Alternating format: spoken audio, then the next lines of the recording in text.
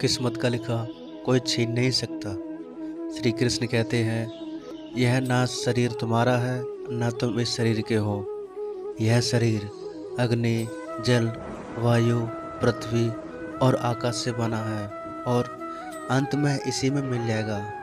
परंतु आत्मा स्थिर है। फिर तुम क्या हो?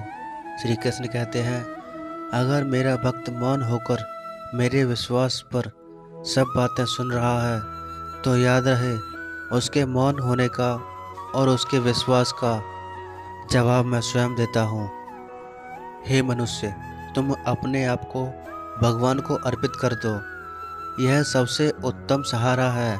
जो इसके सहारे को जानता है वह भय, चिंता और शोक से हमेशा के लिए मुक्त हो जाता है। गीता के अनुसार किस्मत का लिखा आपसे कोई छीन नहीं सकता। अगर ईश्वर पर भरोसा है तो आपको वो सब कुछ मिलेगा जिसके आप हकदार हो। किसी के वर्तमान को देखकर उसके भविष्य का मजाक मत उड़ाओ, क्योंकि समय में इतनी शक्ति है कि वो कोयलों को भी धीरे धीरे हीरे में बदल देता है। गीता में श्री कृष्ण कहते हैं कि जो मन को नियंत्रित नहीं करते उसके लिए वह शत्रु के समान कार्य करता है। गीता में कहा गया है कि परमात्मा कभी किसी का भाग्य नहीं लिखते हैं।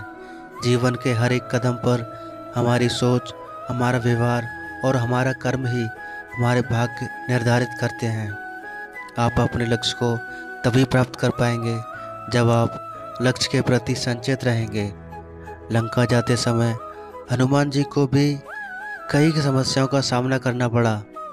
अपने लक्ष्य पर सजग रहे और भोग विलास की सुविधा से युक्त मैनाक पर्वत को केवल छूकर आगे बढ़ गए।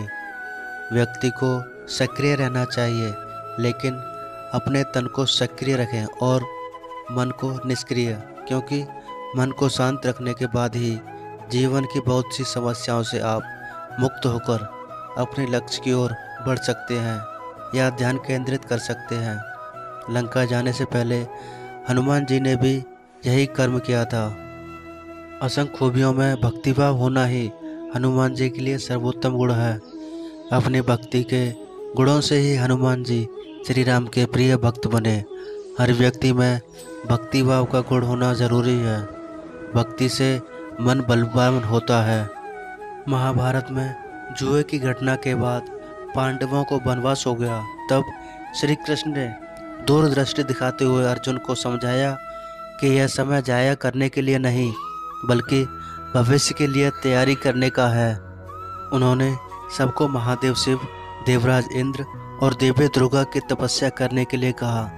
श्री कृष्ण जानते थे कि दुर्योधन को कितना भी समझाया जाए, वह पांडवों को कभी उनका राज्य नहीं लौटाएगा। तब अपना हक पाने के लिए शक्ति और सामर्थ्य की होनी जरूरी है।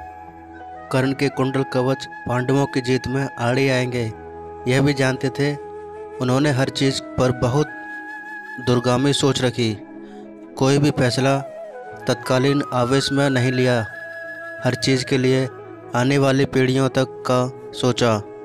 यही सोच राष्ट्र और समाज का निर्माण करती है। थोड़ी सी समस्या आई नहीं कि जीवन में हम एकदम चिड़चिड़े हो जाते हैं। लगता है कि मुसीबतों का पहाड़ टूट पड़ा, लेकिन असल में वह समस्या बहुत छोटी होती है। तो इससे निपटे कैसे? इसका जवाब है श्रीमद् भागवत गीता में। भगवान श्री कृष्ण ने बताया है मुसीबतों को निपटने का रास्ता। व्यक्ति को सदैव बुराई से बचकर रहना चाहिए। अगर कोई बुरा कर्म करता है तो वह कर्म उसको अपने जीवन में भोगना ही पड़ता है। जिस प्रकार बछिया झुंड में अपनी माँ को ढूंढ लेती है, वैसे ही कर्म का फल आपको हजारों के भीड़ में ढूंढ लेता है। मनुष्य का मन सदैव से चंचल रहा है। इस मन की चंचलता ने मनुष्य को पथभ्रष्ट तथा मार्ग से विचलित करने में कोई कसर नहीं छोड़ी। जो व्यक्ति अपने मन को नियंत्रित में नहीं रखता, वह धीरे धीरे स्वयं का शत्रु बन जाता है। जिस व्यक्ति के पास संपूर्ण धन दौलत, ऐश, वैभव सब है, मगर संतुष्ट नहीं है, उस धन दौलत का कोई अर्थ नहीं। वह सदैव असंतुष्ट की स्थिति में रहता है। जिसके पास संतुष्टि है वह थोड़े में भी संतुष्ट रहता है। ज़िंदगी में भरोसा एक ऐसी चीज़ है जिसे प्राप्त करना वर्षों की मेहनत के समान है। फिर भी यह प्राप्त हो या ना हो, यह भाग्य पर निर्भर करता है। किंतु भरोसे को तोड़कर पुनः प्राप्त करना यह संभव नहीं। इसलिए ज़िंदगी में अवसरों का आनंद सदैव लें, लेकिन भरोसे को कभी टूटने न दें। प्रेम कभी न समाप्त होने वाली प्रक्रिया है।